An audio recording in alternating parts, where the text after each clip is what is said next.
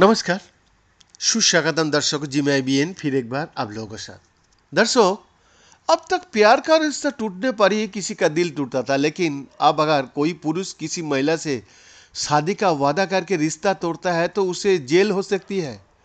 भारत की नई आपराधिक संहिता में ऐसा प्रावधान है। औपनिवेशिक काल की भारतीय दंड संहिता की जगह भारतीय दंड संहिता इस महीने की 1 तारीख से लागू हो गया है। इसी के अनुच्छेद 69 में शादी का वादा करके रिश्ता तोड़ने पर सजा का प्रावधान किया गया है। इस धारा को लेकर कई लोग चिंतित हैं। विरोधियों ने भी चिंता जताई है कि इस कानून का दुरुपयोग हो सकता है। इस खंड में वास्तव में क्या कहा गया है? जी हाँ, भारतीय न्याय संहिता का धारा 69 पर बहस क्यों है, आइए जान लेते हैं। ये खंड भारतीय न्याय संहिता के 5वें अध्याय में समाहित है। ये अध्याय महिला और बच्चों के विरुद्ध अपराध और उनकी सजाओं का विभिन्न पहलुओं से संबंधित है। धारा 69 में प्रावधान है कि यदि कोई व्यक्ति किसी महिला के साथ कपटपूर्ण तरीका से या बिना किसी उद्देश्य पूर्ति को संभोग करता है तो ऐसे संभोग को बलात्कार नहीं कहा जा सकता है, लेकिन पुरुष को कारावास की सजा दी जाएगी। ये भी कहा गया है कि इस अपराध के लिए व्यक्ति को जुर्माना के साथ साथ 10 साल तक की जेल भी हो सकता है। प्रावधान बताता है कि धोखाधड़ी की तरीका में झूठा प्रलोभन या रोजगार या पदोन्नति के वादा या पहचान की आड़ में शादी शामिल है। इससे पहले भारतीय दंड संहिता में कपटपूर्ण संभोग के लिए सजा का कोई विशेष प्रावधान नहीं था।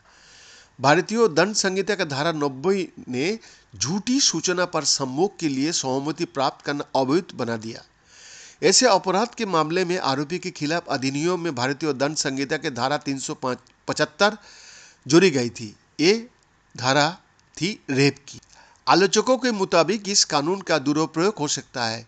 सहमति से यौन संबंध बनाने के बाद भी किसी पुरुष को अपराधी करार दिया जा सकता है यदि उनका रिश्ता खराब हो जाता है और अर्थात शादी नहीं हो पाती है, तो एक महिला इस अधिनियम के तहत अपने पुरुष साथी के खिलाफ मामला दर्ज कर सकती है। इसीलिए किसी पुरुष को केवल महिला की जुबानी और पुलिस की प्रारंभिक जांच के बाद ही गिरफ्तार किया जा सकता है। लाइव पोर्टल पर BM Salgaonkar college of law की assistant professor doctor Sanda Ram द्वारा लिखित ये शैली यह बताती है कि केवल महिलाओं को सुरक्षा की आवश्यकता है, जो उनके मुताबिक स्त्रीदेशी है।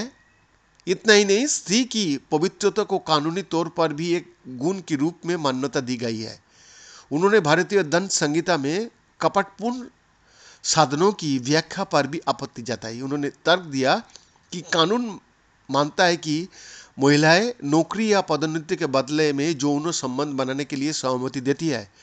विरोधियों का दावा है कि कानून जो गुमनाम रूप से शादी करने की सजा देता है, वास्तव में लाभ जिहाद कथा स्थापित करने के लिए बनाया गया है। बीएन का एक्सक्लूसिव रिपोर्ट।